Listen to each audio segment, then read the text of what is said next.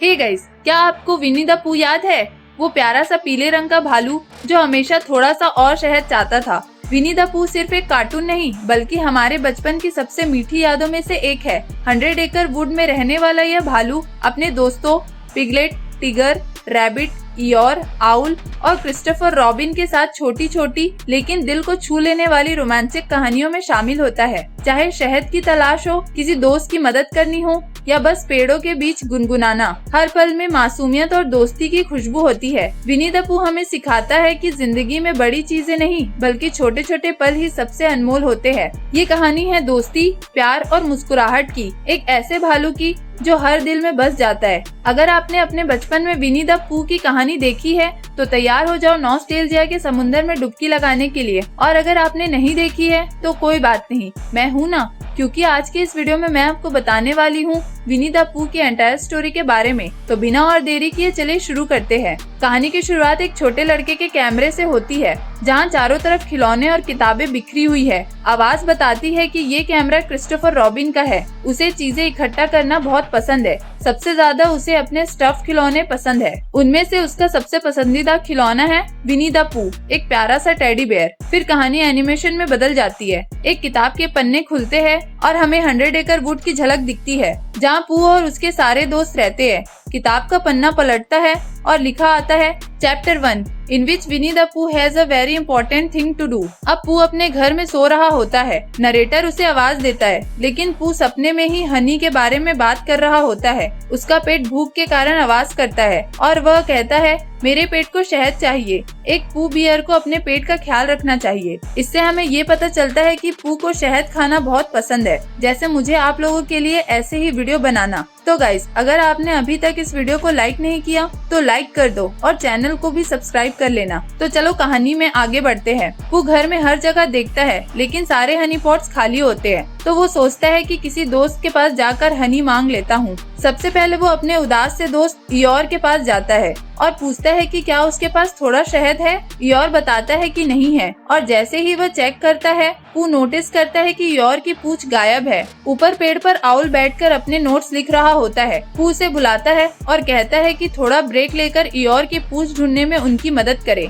Owl बहुत समझदार होता है तो वह उन्हें सुझाव देता है कि पहले एक रिवॉर्ड घोषित करना चाहिए ताकि जो पूंछ ढूंढे उन्हें इनाम मिले। ईयोर उनसे कहता है कि शायद वो बीमार हो गया है, उसका गला भी थोड़ा खराब लग रहा है। पू कहता है कि हनी गले के लिए अच्छा होता है। आखिर में सब तय करते हैं कि क्रिस्टोफर रॉबिन सारे नोटिस लिखेगा और पेड़ों पर लगाएगा ताकि सबको पता चल जाए कि ईयोर की पूंछ खो गई है और जो भी उसे ढूंढेगा उसे इनाम मिलेगा। A very important thing to do के पोस्टर पूरे 100 एकड़ वुड में लग जाते हैं। सारे प्यारे जानवर इकट्ठे होते हैं। सब जानना चाहते हैं कि अब क्या होने वाला है। तभी उछलता कूदता जोशीला टाइगर टिगर आता है। उसके साथ एक बलून भी होता है जो स्टैटिक से उसकी फर पर चिपक जाता है। पहले तो टिगर डर जाता है, फिर मुस्कुराकर अपना मशहूर गाना गाने लगता है, the most wonderful thing about Tiggers. मंच पर क्रिस्टोफर रॉबिन खड़ा होकर सबको बताता है कि ईयोर की पूंछ खो गई है और ये बहुत बड़ी बात है, इसलिए एक कॉन्टेस्ट रखा गया है। जो भी ईयोर के लिए सबसे अच्छी नई पूंछ ढूंढेगा उसे इनाम में मिलेगा एक हनी का पॉट। इनाम सुनते ही पू के दिमाग में बस शहद घूमने लगता है। वह सोचने लगता है कि कैसी पूंछ ईयोर के लिए सही होगी। वो अपने घर भागता है और एक कुकू क्लॉक लेकर आता है। सब मिलकर उसे ईयोर की पीठ पर कील में लगा देते हैं और खुश होकर कहते हैं कितनी बढ़िया पूंछ है। पू को विनर घोषित किया जाता है और सब हनी वियर वाला गाना गाने लगते हैं। जैसे ही पू शहद खाने वाला होता है ईयोर बैठ जाता है और क्लॉक टूटकर चकनाचूर हो जाती है। पू से हनी वापस ले ली जाती है और पू उदास हो जाता है। अब बाकी सब जानवर अलग अलग आइडियाज आजमाने लगते हैं। पिगलेट बलून लेकर आता है लेकिन वो ईयर की पिछली टांग उठाकर उड़ने लगता है। फिर वे योयो, छतरी, डार्ट बोर्ड, खिलौने, पवन चक्की और कंस्टीरना भी ट्राई करते हैं, मगर कुछ भी ठीक से नहीं टिकता। फिर आती है प्यारी सी कैंगा जो अपने बेटे रू के लिए स्कार्फ बुन रही थी। वह अपना स्कार्फ ईयोर की पूंछ की जगह बांध देती है। ईयोर को वो पसंद आता है और सब कहते हैं हमारा विजेता मिल गया। सब फिर से हनी वियर वाला गाना गाने लगते हैं, लेकिन कैंगा कहती है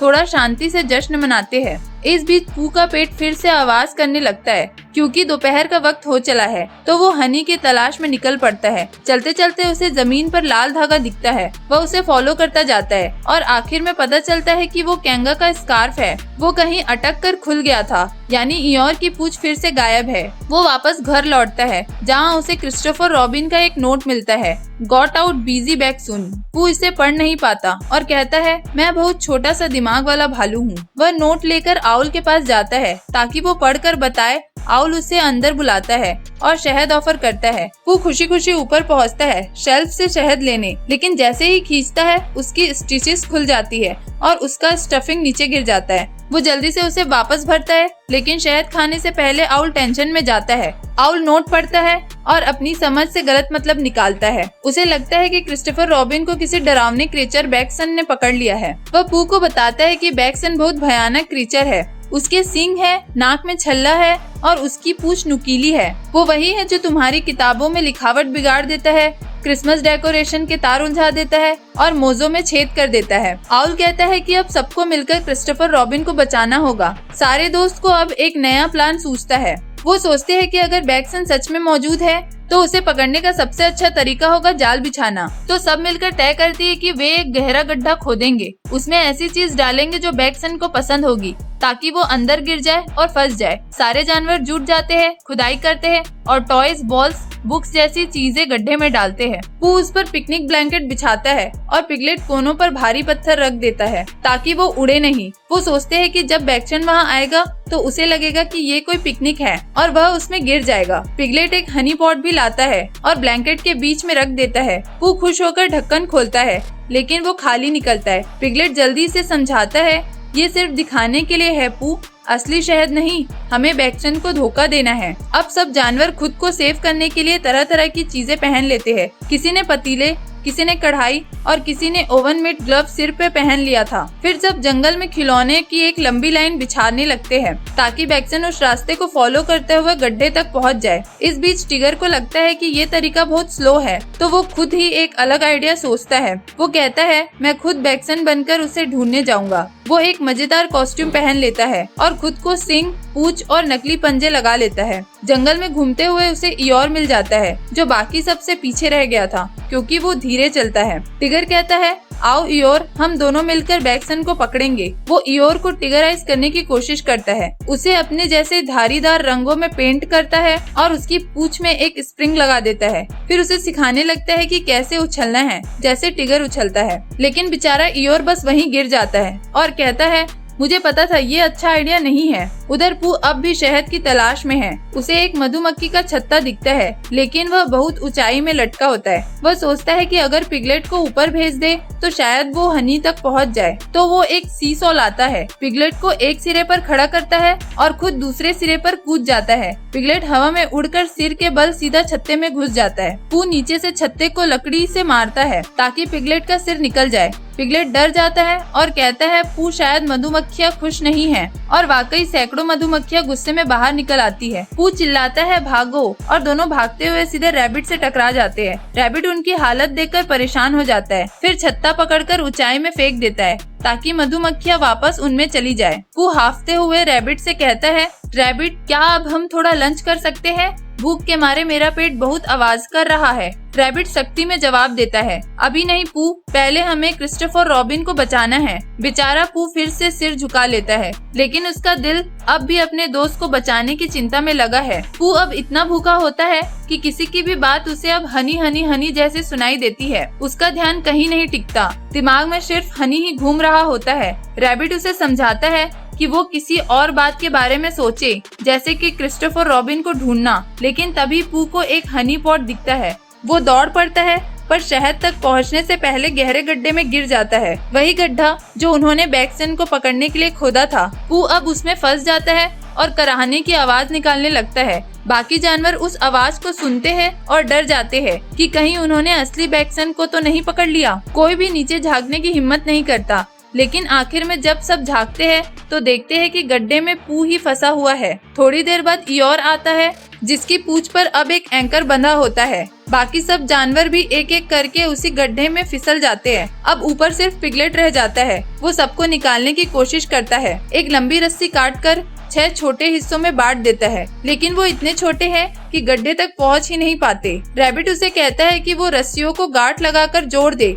लेकिन पिगलेट कहता है कि उसे गांठ लगाना नहीं आता। तब रैबिट याद करता है कि क्रिस्टोफर रॉबिन के कैमरे में एक रस्सी है और पिगलेट को भेज देता है। पिगलेट डरते डरते जंगल में जाता है। उसे हर परछाई देखकर डर लगता है। फिर उसे पता चलता है कि एक परछाई तो बस बलून की है जो पेड़ में फंसी हुई है। वो उसे निकालने की कोशिश करता है। तभी टिगर अपने बैक्सन वाले कॉस्ट्यूम में आ जाता है। पिगलेट घबरा जाता है और सोचता है कि असली बैक्सन आ गया। वो डर के मारे भागता है और टिगर भी उसके पीछे दौड़ने लगता है। दोनों भागते हुए सीधे गड्ढे में गिर जाते हैं। अब सारे जानवर गड्ढे में फंसे हैं। ऊपर बस बलून तैर रहा होता है। तभी पू को एक शानदार आइडिया आता है। वो कहानी की किताब के अक्षरों को जोड़कर एक सीढ़ी बना लेता है। वो ऊपर चढ़ जाता है और बाकी जानवर भी उसी तरह बाहर निकल आते हैं। तभी जंगल में कोई आवाज आती है और सब डर जाते हैं कि शायद ये असली बैक्सन है, लेकिन नहीं, वो तो क्रिस्टोफर रॉबिन होता है। सब बहुत खुश हो जाते हैं और उससे पूछते हैं कि वो बैक्सन से कैसे बच निकला। वो हैरान होकर कहता है, कौन सा बैक्सन? तब सब उसे वो नोट दिखाते हैं। क्रिस्टोफर हंसते हुए समझाता है कि उन्होंने नोट गलत पढ़ लिया। उसमें लिखा था गॉन आउट बिजी बैक सुन, यानी वो बाहर गया था और जल्दी लौटने वाला था। सबको हंसी आ जाती है और क्योंकि पू ने सबको गड्ढे से बाहर निकालने में मदद की, फिर भी वो हनी पॉट का इनाम बलून को दे देते हैं। पू थोड़ा उदास हो जाता है। फिर वो आउल के घर जाता है ताकि वो उसे शहद दे। दरवाजे पर एक बोर्ड लगा होता है, डोंट नॉक प्लीज रिंग। वो घंटी की रस्सी खींचता है और उसे देखकर सोचता है कि ये कुछ जानी पहचानी सी लग रही है। फिर अचानक उसे याद आता है, ये तो इयोर की खोई हुई पूंछ है। आउल बताता है कि उसे ये थीसल की झाड़ियों में मिली थी। पू पूंछ लेकर क्रिस्टोफर रॉबिन के पास जाता है। वो इयोर की पूंछ फिर से जोड़ देता है। पू पूछता है, अब तुम खुश हो इयोर? इयोर जवाब देता है, खुश तो नहीं, पर ये नई पूंछ मुझे पसंद है। इसके बाद क्रिस्टोफर रॉबिन सब जानवरों के साथ मिलकर पू को इनाम में एक बहुत बड़ा हनी पॉट देता है। पू ऊपर चढ़कर उसमें कूद जाता है, तैरता है और खूब सारा शहद खाता है। थोड़ी देर बाद क्रिस्टोफर मुस्कुराकर कहता है, पू आज तुमने वाकई एक बहुत जरूरी काम किया। तुमने अपने पेट से पहले अपने दोस्त के बारे में सोचा। पू मुस्कुराता है और कहता है कि अब शायद उसे कभी भूख नहीं लगेगी, लेकिन तभी उसका पेट फिर से आवाज करने लगता है। क्रिस्टोफर हंसते हुए कहता है, सिली ओल्ड बियर। इसके बाद पोस्ट क्रेडिट सीन में जंगल के किसी कोने में असली बैक्सन दिखाई देता है। वो असल में उतना डरावना नहीं जितना सबने सोचा था, बल्कि बहुत प्यारा और मददगार होता है। वो रास्ते में पड़ी हर चीज को उठाता जाता है ताकि बाद में उसे उनके मालिक तक पहुंचा सके। आखिर में वो खुद ही उसी गड्ढे में गिर जाता है और मुस्कुराकर कहता है, मुझे उम्मीद है कि वो लोग जल्द वापस आएंगे। इसी के साथ ये प्यारी सी कहानी यही खत्म हो जाती है।